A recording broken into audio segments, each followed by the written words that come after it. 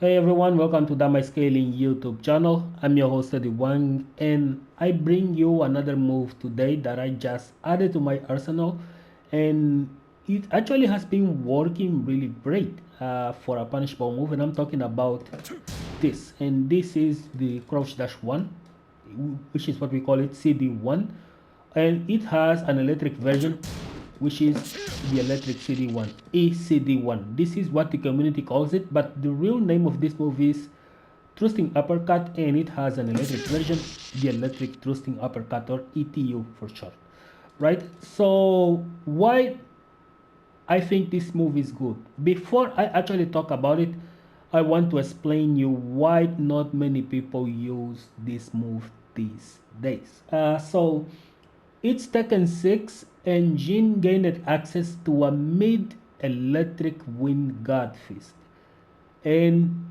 it came in form of a thrusting uppercut, which is obviously the CD1, right? It was a redesign, I believe.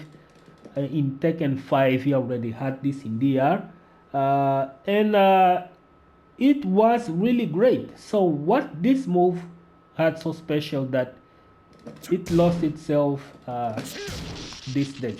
For example, this move, this move right here, the mid version or the regular version, this one was always minus 13 on block, even on Tekken 6. But the electric version of this move used to be minus 11. See guys, this is why people don't use this move anymore, because it went from minus 11 with electric to minus 13 on block. So if you block at this move in Tekken 6, the best that you could get was a 10 frame punishment. So there weren't many of that, and Jin launching wasn't really good, his combo fillers weren't really good, so we had access to that for good combos. And it also had a slightly pushback. It still has it, which makes it a little bit difficult to punish, but it made the move technically safe if he ended up doing this at max range. So they made this minus 13 on Tekken Tag 2.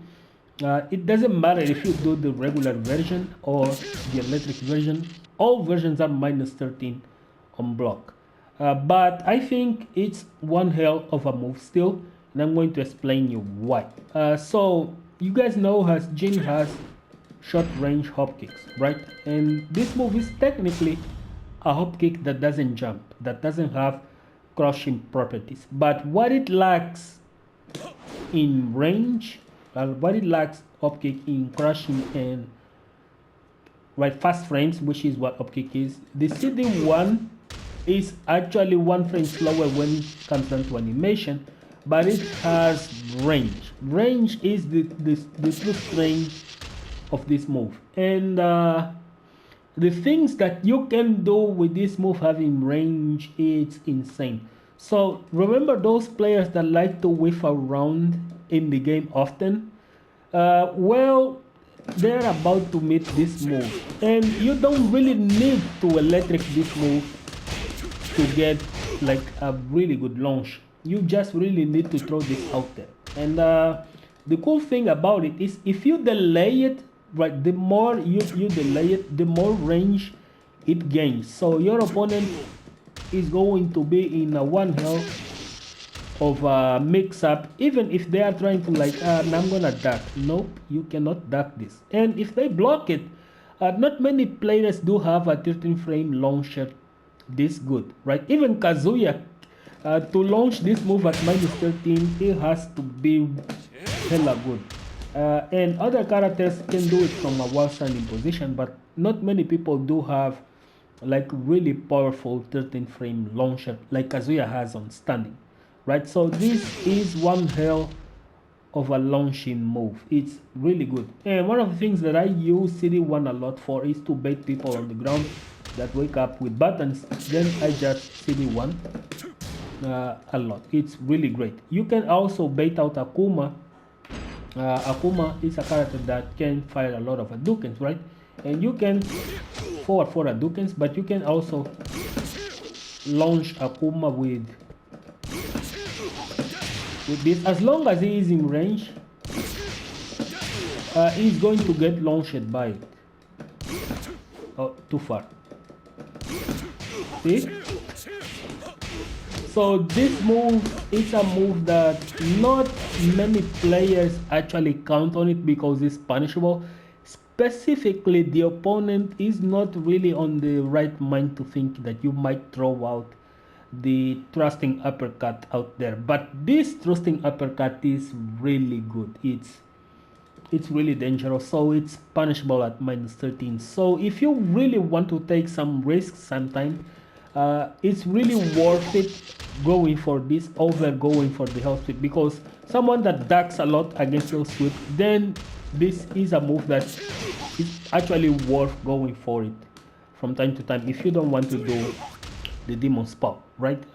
Demon spell is safe, but it's not a launch. But this is a move that you can use to actually put people into very bad situations. And while it's not as fast as the electric, because the electric is an intuitive launcher, if someone is on the string game, like getting themselves to whiff out there into much bigger recovery, then this is your launch of choice.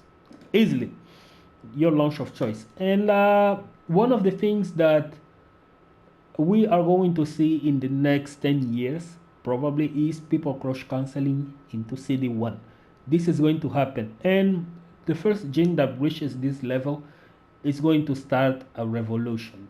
And this is just my opinion. The first gen that reaches the level where he can crouch cancel a blocked low into launching CD1s, it's starting a revolution to the next step of taking Jin to the next level. It's what I think. So this is one hell of a move. Make sure that you know exactly how your opponent opens their guard before you throw it out there. I do not recommend to just throw it, but the good thing about CD1 is when the opponent is trying to advance, or they are trying to duck on a certain situation, or they really just open their guard with a move that is heavily punishable, and you have your window for a CD1, then it's worth sometimes going over 4-4, because 4-4 and CD1 do have the same range, mostly. I'm not talking about the electric version, just the regular version of CD1 is just as good as a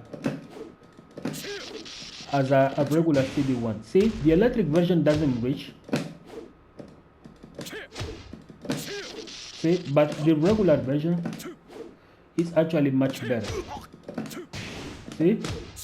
And you can do this combo Wish again on season 3, and you're still going to do like one hell of a damage. So this is the video for today. Hope you guys enjoy it, and see you guys in the next video.